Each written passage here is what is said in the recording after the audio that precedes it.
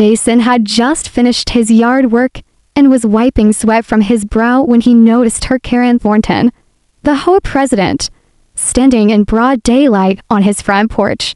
She was dressed in her usual buttoned-up polo and clipboard tucked under her arm like a sheriff about to post eviction papers. But what made Jason freeze was the sight of her struggling to shove a key into his front door lock. "Excuse me," he called out, walking quickly across the lawn. "What are you doing?" Karen turned slowly, visibly annoyed by the interruption. "This key was issued through HOA access procedures. I'm performing a compliance walkthrough," she said matter-of-factly.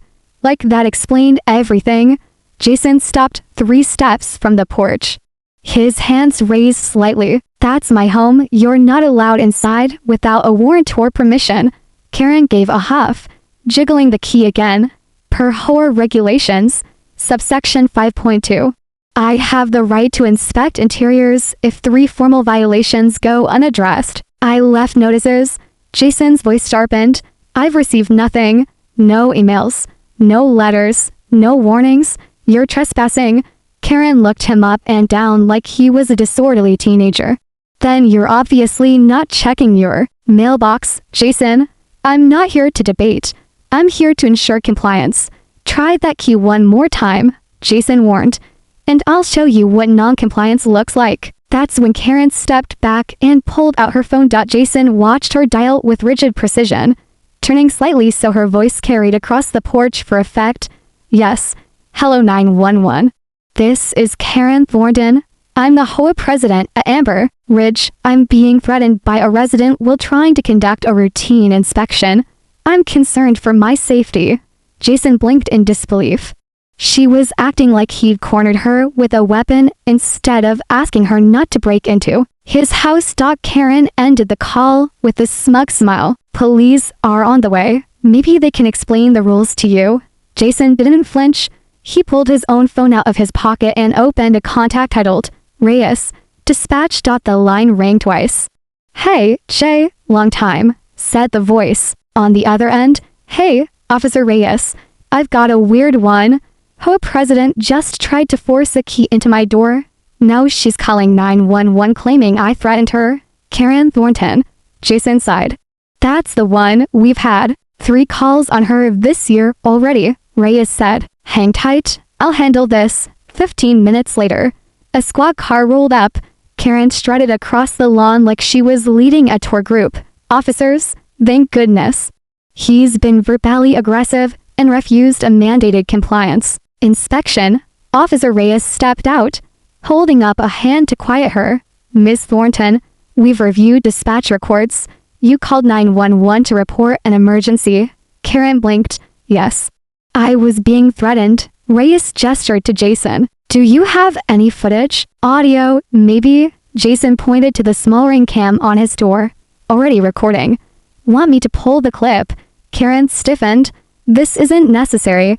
I'm simply doing my job." Reyes cut her off.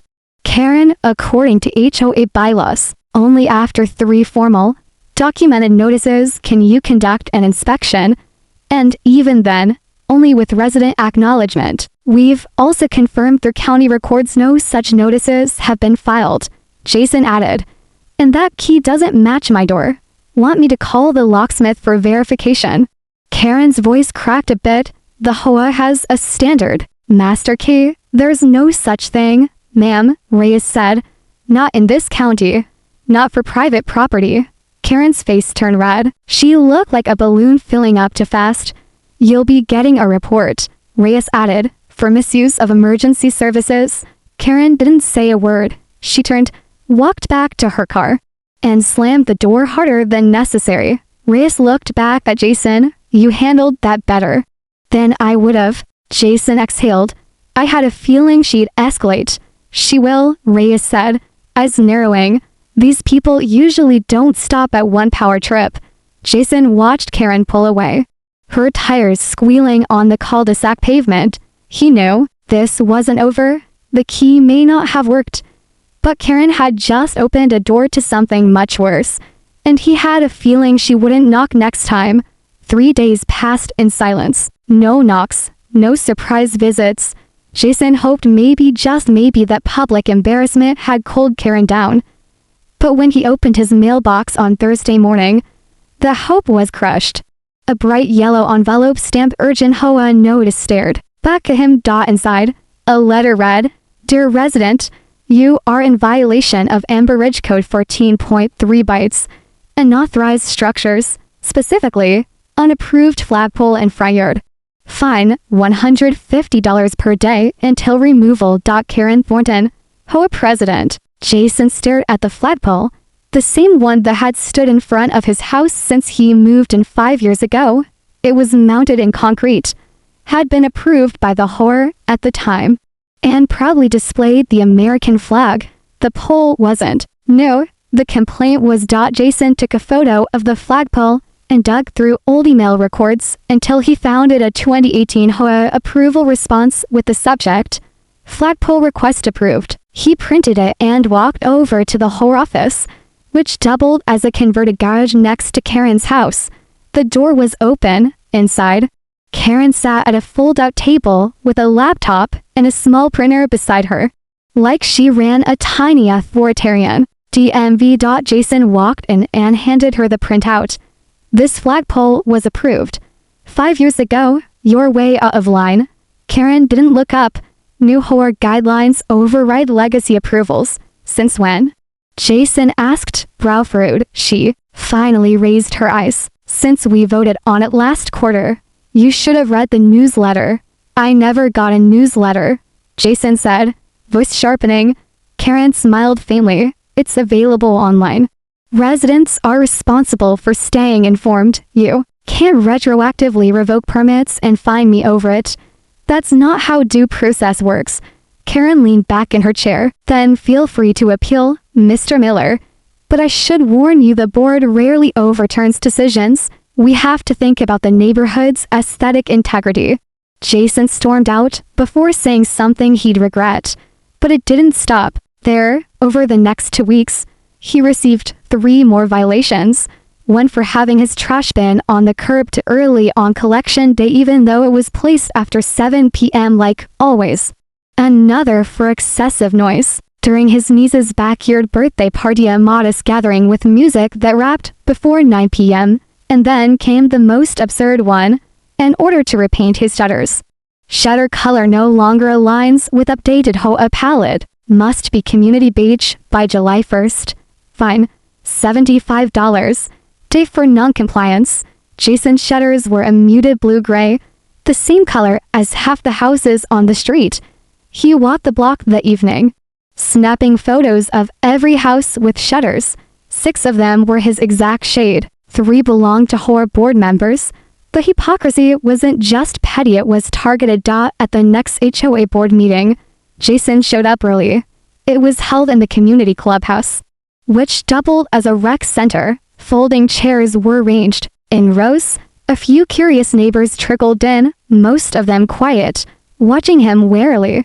Karen sat at the front beside her to board allies Rhonda and Carl, both of whom nodded along to everything he said. Like human bobbleheads, Jason stood when the floor opened for resident feedback for violations in 10 days. He began, all of them either based on outdated rules or flat-out false claims. "This isn't enforcement, it's retaliation." Karen raised a hand like she was silencing a classroom. "You've had your say. Mr. Miller, the board has reviewed your file and found no errors. I have evidence." He shot back, photos, time-stamped emails, even neighbor testimony. Karen shrugged. "And the board has the authority to interpret and enforce guidelines as it sees fit." That's when Jason saw it. The fearful glances exchanged among a few residents in the back. One man, an older veteran named Howard, gave Jason the faintest of nods. The rest stayed silent. Karen dismissed him with a wave. Meeting adjourned. Jason walked out of the clubhouse with a pit in his stomach. It wasn't just about the flagpole or the shutters anymore. It was about control. Karen wasn't running and she was building a regime. But Jason had no plans to surrender. He went home, opened his laptop, and started a new folder on his desktop. He labeled it Operation Overdue Truth, because if the whore wanted a paper trail, He'd give them one they'd never forget. Jason's fingers hovered over the confirm purchase button on the home's security website. He clicked. Within days, 3 high-definition security cameras arrived, one for the porch, one over the driveway, and one overlooking the side yard and mailbox. Installation didn't take long. By Saturday evening, they were up and silently recording. If Karen wanted a war of rules and pettiness, Jason wasn't going to fight it blind. 2 days passed, nothing unusual. But on Tuesday morning, while reviewing footage over coffee, something caught his eye. Movement near the mailbox around 6:14 a.m. He rewound. A silver Toyota Corolla pulled up beside his lawn. Rhonda, Karen's right-hand enforcer on the HOA board, stepped out holding a styrofoam coffee cup. She looked around, walked halfway up Jason's lawn, and gently placed the cup on the grass. Then she took out her phone, snapped a photo of the litter, and got back in her car. Jason blinked. That day, a yellow envelope arrived. Violation, improper yard maintenance, litter present on front lawn. Jason leaned back in his chair and laughed, half disbelief, half rage. They weren't even trying to be subtle anymore. He clipped the video, attached it to an email, and sent it to the HOA board with the subject line, Violation Fabrication. Video proof attached 2 hours later. Karen replied, Dear Mr. Miller, tampering with HOA board proceedings and recording members without written consent is a breach of privacy. Further attempts to intimidate board members may result in legal consequences. Karen Thornton. HOA President Jason forwarded the same clip to 10 neighbors he trusted. No commentary, just the video and the violation letter. By nightfall, the Amber Ridge neighborhood Facebook group was on fire. Rhonda planted the trash herself. This is the kind of games they play now. Time for a new board. But Karen wasn't retreating, she was regrouping. That Friday, HOA board members posted flyers on neighborhood doors, warning, manipulated videos circulating, do not engage in gossip. Violators of HOA unity policies will be sanctioned. Unity policies. Jason shook his head in disbelief. Later that weekend, he noticed Karen walking past his house with 2 board members, clipboard in hand, pointing at the eaves of his roof and scribbling something down. The next morning brought a fresh violation. Roof line requires power washing. Mold spotted from the street. Jason climbed onto the roof himself. No mold, not even discoloration. He took photos from every angle. He printed them, stapled them to the violation notice, and dropped the stack at Karen's door with a handwritten note. Evidence beats fiction. Keep that in mind. That evening, a quiet knock came at his door. Jason opened it to find Howard, the older veteran who had silently supported him at the HOA meeting, standing on the porch with a sealed Mailer envelope. I don't want any trouble, Howard said, but I thought you should have this. Jason opened the envelope carefully. Inside were black and white printouts of emails, internal HOA correspondence between Karen and Rhonda, dating back 6 months. Most were about priority enforcement for certain homes. Some targeted Jason directly. One even read, if he wants to play lawyer, let's give him a court to play in. Bury him in paperwork. Jason looked up, stunned. Where did you get these? Howard shook his head. Don't ask, just do something with it. She's been running this place like a private kingdom for years. Everyone's scared of her. But people are watching now. Jason thanked him, closed the door, and stared at the emails. This wasn't petty power anymore. It was calculated abuse. He scanned every page and started building a digital archive. He labeled folders by date, added video files, emails, photos, even copies of the original flagpole approval. Then he clicked open his browser and typed, Housing Attorneys, Georgia, HOA Abuse. He wasn't just defending his yard anymore. He was defending everyone who'd ever kept their mouth shut out of fear.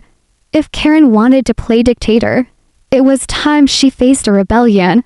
And Jason, he was done playing defense. Jason was sipping his morning coffee and scrolling through emails when he noticed something taped to his front door.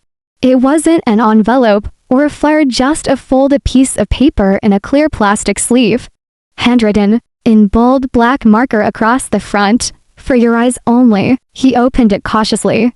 Inside was a single page with no signature, just a typed message and several screenshots printed out and stapled behind it.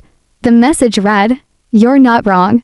She's done worse. These are from a board member's email account. I can't risk getting involved publicly. But you should know Karen's hiding more than just fake violations." Look at May 14th. Jason flipped to the first screenshot. An email from Karen to the board. Subject: sidewalk repairs. Denied. Attached was a request from a neighbor, Helen Maxwell, an 84-year-old widow who had filed a formal maintenance request after tripping on a broken section of community sidewalk near her home. The request was detailed, with photos showing large cracks and lifted concrete slabs. Karen's response read, "She's complained to many times. If we fix hers, everyone will start submitting these. Let it sit for now. No official response. If she wants it fixed, she can hire someone privately." Jason's stomach turned. He remembered when Helen fell. It was 2 months ago. An ambulance came. Rumor was she fractured her hip. Most neighbors thought it was just bad luck. But Karen knew, and she deliberately ignored the danger. Jason sat at his desk. Fists clenched. This was more than petty revenge or bureaucratic games.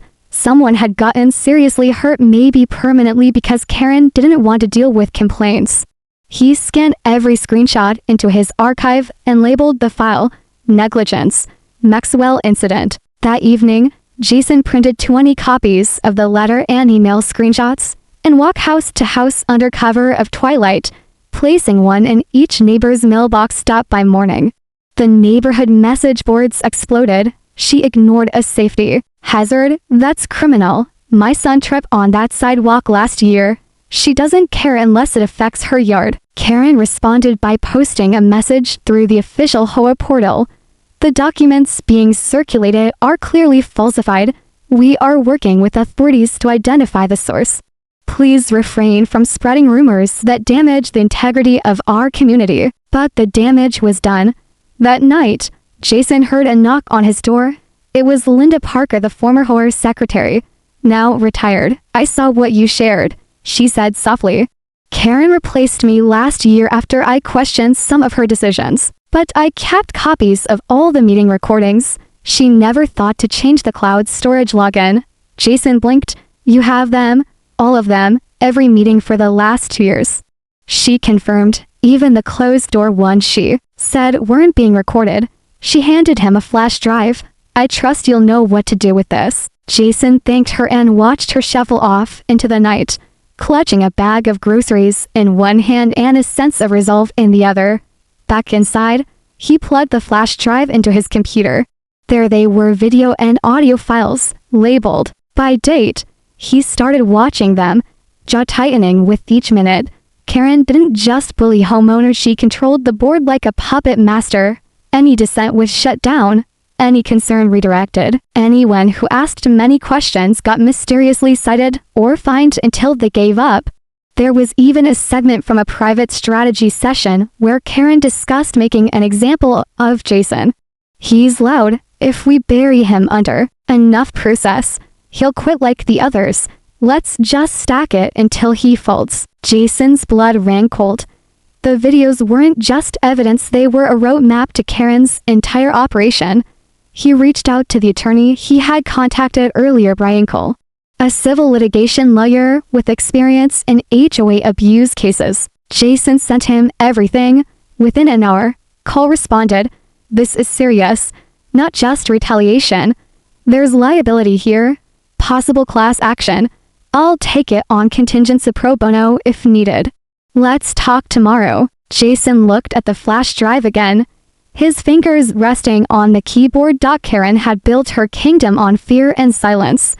But silence was breaking, and fear was no longer one-sided. The war was no longer about a flagpole, or a trash bin, or shutter paint. It was about justice. And Jason finally had the firepower to fight back.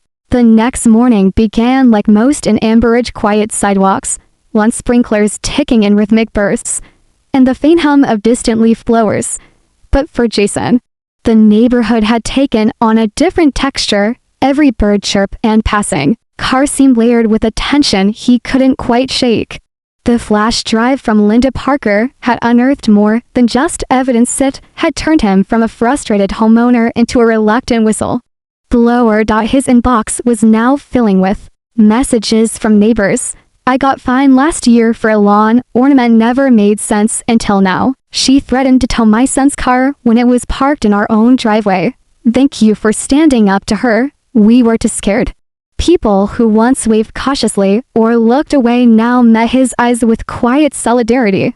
Still, Jason wasn't naive. Karen wasn't the type to retreat quietly. Around 2 p.m., a knock echoed through the house. He opened the door to find Linda again, this time accompanied by a much younger woman in a tailored blazer. Her face was tense, her posture professional. Jason, Linda said, this is Meredith Banks. She's a journalist. Jason's brow lifted. Local? Statewide? Meredith answered. Atlanta Post. I cover housing and zoning conflicts, especially HOA abuse cases. Jason let them in and poured coffee. Meredith listened carefully as Jason laid out the timeline: violations, fake inspections, doctor notices, planted evidence, and the retaliatory campaign. He showed her the videos, the emails, the notes from anonymous sources. She sat without interrupting, scribbling in a narrow notebook while sipping from a chipped ceramic mug. I've covered a lot of HOA stories, Meredith said when he finished. But this one's different. Most are sloppy or vaguely petty. This is organized, strategic, and dangerous. Jason nodded. She's been running a neighborhood like a miniature dictatorship, and no one ever challenged her. Until now, before Meredith left. She asked one final question. What would you want readers to know if this goes public? Jason thought for a moment. That silence lets people like her thrive. But once someone speaks up, others find the courage to follow. That evening, while Jason mulled over what Meredith's article could mean, he received a call from Brian Cole, the attorney. Just got back from pulling horror records, Brian said. Something interesting came up. Jason leaned forward. What kind of interesting? Karen Thornton isn't listed as the deed holder for her property. Jason blinked. Wait, what? The home is still under her mother's name. She passed away 5 years ago. But no transfer of ownership was ever filed with the county. There's no record of Karen assuming the title. Jason's pulse quickened. So, she doesn't legally own her home, correct? Which means, under Amber Ridge HOA bylaws, she isn't eligible to serve on the board, let alone act as president. Jason stood, his voice low with disbelief. She never had the right to enforce anything, Brian continued. I've already verified the HOA's bylaws. All board members must be title-holding residents. No exceptions.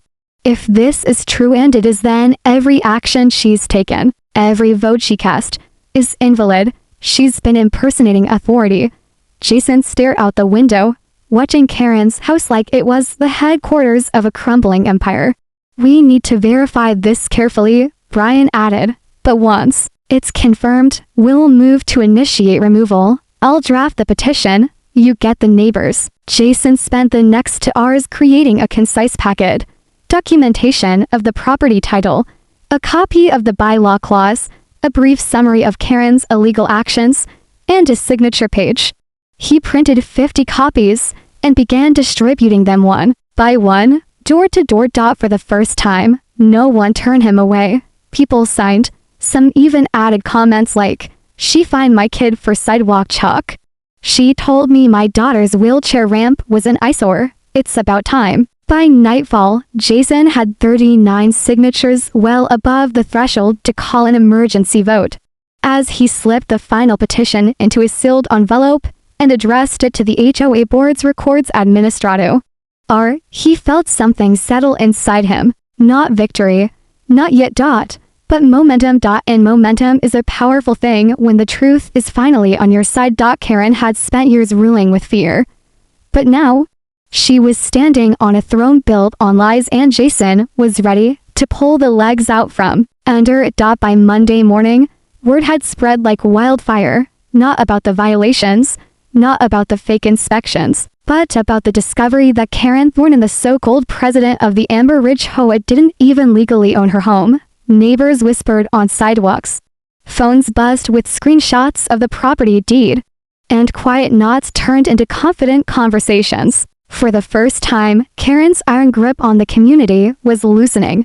Jason mailed the petition packet to the HOA administrator, with 40 to verified homeowners' signatures, more than enough to trigger an NC leadership vote under HOA bylaws. Still, he knew better than to celebrate too early. That night, he received an unexpected certified letter shoved under his door. The HOA return address stood out in bold. Jason tore it open. Notice of compliance audit, mandatory appearance required. You are hereby summoned to attend a special audit review session regarding multiple ongoing violations and accusations against the HOA board. Location: HOA office, 7:30 p.m. Wednesday. Failure to appear may result in further legal action. Jason frowned. The tone was different, less aggressive, more bureaucratic. But the timing was suspicious. He called Brian Cole. They're baiting you, the attorney said. Trying to draw you into something, either to corner you legally, or discredit you in front of others. Should I go? Brian hesitated. Yes, but document everything. And don't go alone. Jason didn't have to ask twice. Wednesday evening, Jason showed up 10 minutes early, recording app open on his phone and a USB voice recorder in his pocket. Brian was already waiting in his car across the street. The HOA office was, as always, Karen's converted garage, but tonight, it had been arranged like a formal tribunal. One folding table, 3 chairs behind it. Karen, Rhonda, and Carlo, wearing smug expressions, impressed polos. A single chair sat facing them under a harsh ceiling light, like a witness stand in a courtroom. Jason stepped in and sat down. Karen cleared her throat dramatically. We're here to formally review your conduct as a homeowner. You've interfered with HOA operations, recorded private board members without consent, and distributed defamatory materials. Jason remained silent, letting the recorder pick up every word. Carl chimed in. You've also undermined the authority of the board and endangered community cohesion. Jason finally spoke. I have documentation for every violation, every letter, every video, all gathered legally, including proof that he looked at Karen, aren't a legal board member because you don't own your home. Rhonda visibly stiffened. Carl blinked. Karen didn't flinch. The board disputes the claim, she said flatly. I have the deed, Jason replied, calmly pulling out a folder. And I filed the emergency vote petition. The neighborhood will decide. Karen's smile curled at the edges. We've already spoken to our legal counsel. Your petition won't hold up. In fact, she tapped a document in front of her. We've filed a cease and desist order for harassment, defamation, and unauthorized surveillance. And we've reported you to the county zoning board for legal recording of private meetings. Jason kept his face blank. Meetings recorded by a former HOA secretary with board-approved cloud access. Nothing illegal. Karen's voice raised slightly. This isn't just about you anymore. You've divided this community. Do you think they'll side with a man who's obsessed with conspiracy? Jason stood, slowly placing a final folder on a table. Inside, a summary of the class action complaint Brian Cole had been preparing, including Karen's name, violation of HOA bylaws, and resident testimonies. Actually, Jason said, they've already sided with me. 42 signatures, verified. The vote's coming. Karen's smugness vanished for a second, just a flash. But Jason saw it.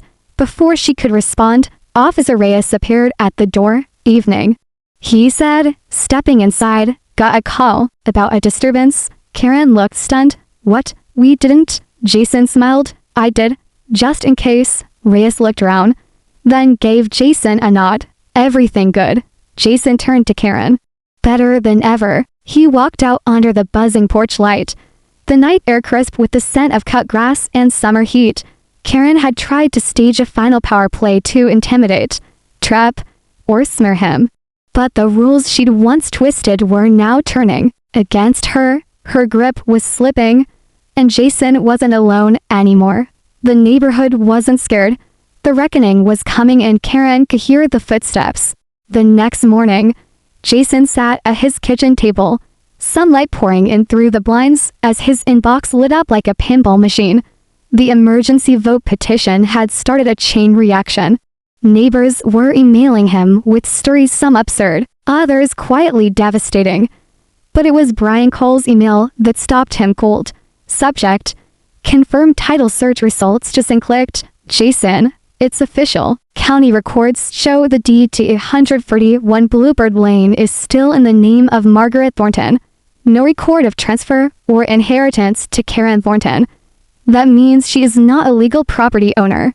Under Section 3A of the Amber Ridge HOA bylaws, only title-holding residents may serve on the HOA board, vote in board matters, or sign enforcement documents. Everything she's done since her mother's death 5 years ago, illegitimate. I've drafted a formal complaint to the county registrar and HOA legal review. Jason's hands trembled slightly. He leaned back in his chair and stared at the ceiling. She was never the HOA president. Not legally, not for a single day. The woman who fined veterans for flagpoles, penalized mothers for wheelchair ramps, and forged violation letters to silence dissent had no real authority. It was all smoke and mirrors propped up by fear and a clipboard. Jason made copies of the email and the certified title documents. That evening, he went door to door again, placing a simplified summary into each mailbox. Karen Thornton is not the legal owner of her home. She has no right to serve on the HOA board or issue violations.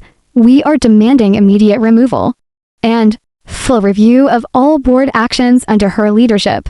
Neighbors were already gathered in clusters on their lawns, whispering. A few broke into applause as Jason walked by. Howard tipped his bald cap and muttered, knew something was off about that woman. Later that night, Jason received a phone call from Meredith Banks, the journalist. I've verified the title issue, she said. We're going to press. Story runs Monday. You'll want to be ready. Jason's heart pounded. How bad will this get? Pretty bad for her, Meredith replied. She's going to look like she staged a coup over a suburban whore. The kind of story that makes people rethink how much power these boards have. Jason barely slept. The neighborhood had become a live wire. Some board members tried to claim ignorance. Rhonda released a statement on the HOA portal claiming she trusted Karen's paperwork in good faith. Carl stopped answering calls altogether. But Karen, she didn't hide. The next morning, she stood at the community entrance holding a hand-painted sign, lies, smears, I am your real president. A few cars slowed down. No one honked. No one rolled down their windows. She stood alone for 4 hours. The breaking point came that evening. Jason received a call from Officer Reyes. She just tried to file a restraining order against you. Claimed you're stalking her. Jason sighed. I haven't spoken to her since the audit. Reyes chuckled. I know, we've seen the footage from your cameras. Just thought you'd want to know she's unraveling. Then came the voicemail that changed everything. At 12 a.m., Karen called the HOAS answering service, which automatically recorded and transcribed all messages. Her voice was slurred, trembling. They don't understand. I built this place, kept it clean, safe. Without me, it all falls apart. I don't care what some deed says. That house is mine. They can't take it. I won't let them. Jason sat in the dark, listening to it again and again. For the first time, Karen didn't sound like a tyrant. She sounded like someone terrified of losing the illusion she'd clung to for too long. But it didn't change what needed to be done. The next day, with Brian's help, Jason filed a formal motion with the County HOA Enforcement Board and delivered a copy to the neighborhood administrator. Attached was everything: the title search, the illegal fines, the audio recordings, the fraudulent vote records, the attempted intimidation. There was no more room for spin. Karen had built her power a lie. And now finally it was collapsing. Saturday morning arrived heavy with anticipation. The community clubhouse usually used for baby showers and weekend Zumba was packed wall to wall. Neighbors filled every chair. Some stood along the edges.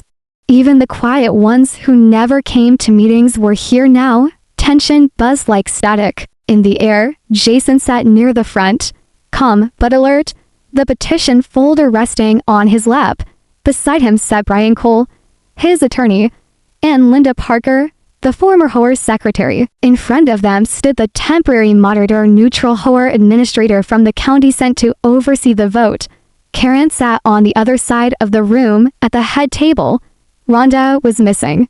Carl slouched beside her, eyes downcast. Karen, though, looked straight ahead, chin up, hands folded. Her composure was cracking, but she wore the last of her pride-like armor. The moderator stepped up to the mic. This special emergency meeting has been called under Article 5, Section C of the Amber Ridge HOA bylaws. The motion before the community is the immediate removal of Karen Thornton from the HOA board due to failure to meet eligibility requirements as outlined in Section 3A. Gasps rippled across the room. The moderator continued, per verified records, Ms. Thornton is not listed as a deed-holding resident. Therefore, all authority exercised in her role is in question. This vote is to determine whether the community supports her removal. Karen rose. Her voice was steady but cold. I've served this neighborhood for 5 years. I've worked to keep property values high, enforce standards, and bring order to a community that was once chaotic. Now, one man with a grudge wants to undo all that because he didn't like being held accountable. Jason stood slowly. I just wanted to live in peace, he said. But what I found was a system twisted to control, punish, and silence. This isn't personal. This is about what's fair, what's legal, and what's right. The moderator nodded. We'll now proceed to a confidential paper ballot vote. Neighbors lined up quietly, receiving slips and marking their votes. Some did it quickly, others paused, eyes darting between Karen and Jason before scribbling their choice. 15 minutes passed. Then 20. Finally, the moderator returned to the podium, holding a sealed envelope. The community has spoken, she announced. With a vote of 47-3, Karen Thornton is hereby removed from the HOA board, effective immediately. The room erupted not in applause, but in murmurs of relief. Shoulders lowered. Conversation sparked. People were shaking hands, nodding, reconnecting. Karen didn't speak. She stood slowly, expression blank, and walked out of the room without a word.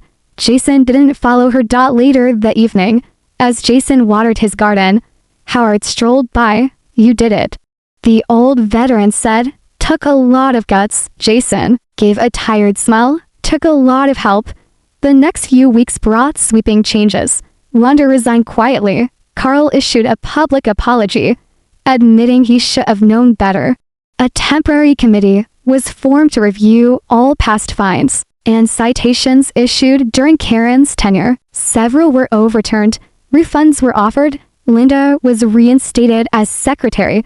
The HOA's website now listed full transparency policies, including recorded meetings, public votes, and homeowner feedback forums. Jason declined the offer to run for president. I didn't do this for a title, he told the committee. I did this so no one else would be afraid to speak up. One afternoon, Officer Reyes dropped by while off duty.